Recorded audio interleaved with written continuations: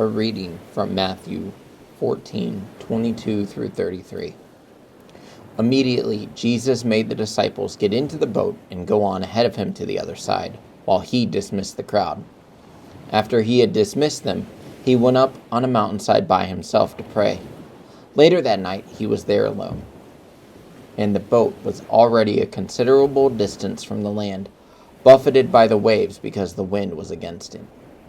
Shortly before dawn, Jesus went out to them, walking on the lake. When the disciples saw him walking on the lake, they were terrified. "It's a ghost," they said, and cried out in fear. But Jesus immediately said to them, "Take courage, it is I. Don't be afraid." "Lord, if it is you," Peter replied, "tell me to come to you on the water." "Come," he said. Then Peter got down out of the boat, walked on the water, and came toward Jesus. But when he saw the wind, he was afraid, and beginning to sink, cried out, "Lord, save me!" Immediately Jesus reached out his hand and caught him. "You of little faith," he said, "why did you doubt?" And when they climbed into the boat, the wind died down. Then those who were in the boat worshipped him, saying, "Truly you are the Son of God." I know high school, middle school can be a challenging time. The waves keep getting higher. Tests pile up. Relationships come and go. Who was your best friend yesterday doesn't want to talk to you today. Balancing work and school and family and friends, it sometimes feels like everyone is pulling you in a different direction. And sometimes it feels like you are all alone. But you're not. The disciples had spent a long time with Jesus at this point. They knew the miracles he could perform.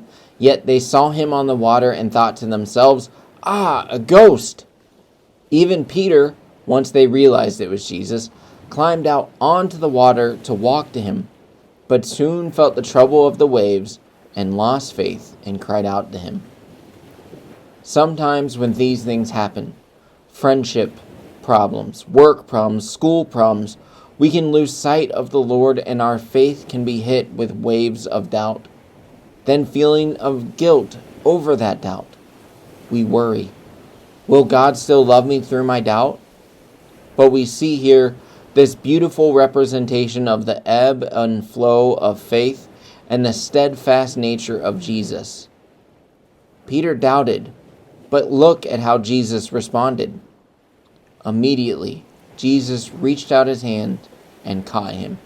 "You of little faith," he said, "why did you doubt?" And we see what happens with that restoration of faith. And when they climbed into the boat, the wind died down.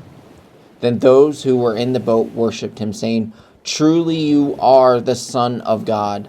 The winds calmed down, and Peter realized again that Jesus truly is the Son of God.